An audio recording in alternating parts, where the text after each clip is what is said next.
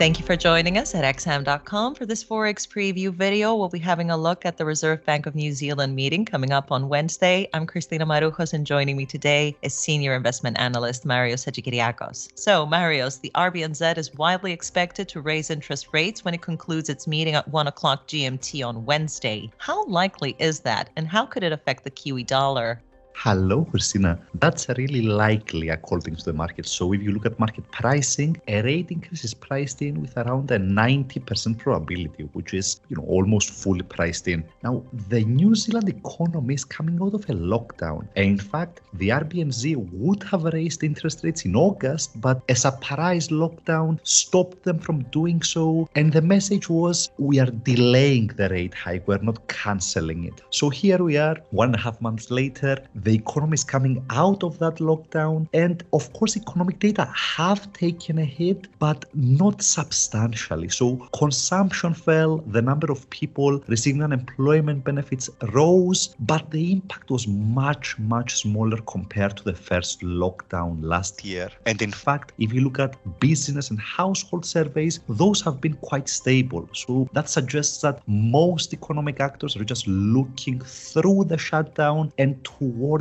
a fully vaccinated sort of reopening. There will always be some damage from a lockdown, right? That's inevitable. The question is how much, and in the case of New Zealand, it doesn't look like it was much. You have inflation is still intense, the economy was almost at full employment before the shutdown, and the housing market is so hot, the Reserve Bank can't ignore it anymore. So the markets are convinced they're going to raise interest rates. It's around a 90% probability, and in fact, another rate increase is also fully priced in for November at the next meeting, and then another one for February. So really, the markets think that the central bank will raise interest rates at each of the next 3 meetings without fail. Now that is very aggressive pricing, which to me, it suggests that there is a lot of scope for disappointment. So if the Reserve Bank raises interest rates and says that we'll do so again soon, that's already priced in more or less. So any boost to the Kiwi, I think, will be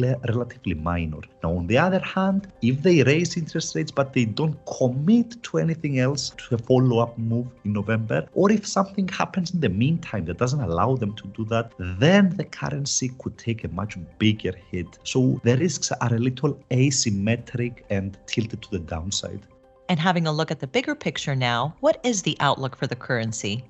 Well, here's where it gets tricky, right? Because the domestic economy, it looks to be fairly solid, commodity prices are elevated, and over time this increase, this expanding interest rate differential will likely support the currency, the New Zealand dollar, especially against the low yielders like the euro and the yen. Now, having said that, we also have several risks. So China is the main one. China is New Zealand's biggest trading partner by far, and the economy there looks to be slowing down. You have a painful deleveraging in the property sector, and that is being compounded lately by the energy crisis and power outages that have hit factories in China. So the Kiwi will have to grapple probably with a sharp slowdown in Chinese economic growth, and that will inevitably hit New Zealand through the export channel. So long story short, I think that the outlook is relatively neutral here, with a strong domestic economy being counterbalanced by growing global risks. Marios, thank you for joining me today. This was a Forex Preview on the Reserve Bank of New Zealand policy meeting coming up on Wednesday. Thank you for watching here at xham.com.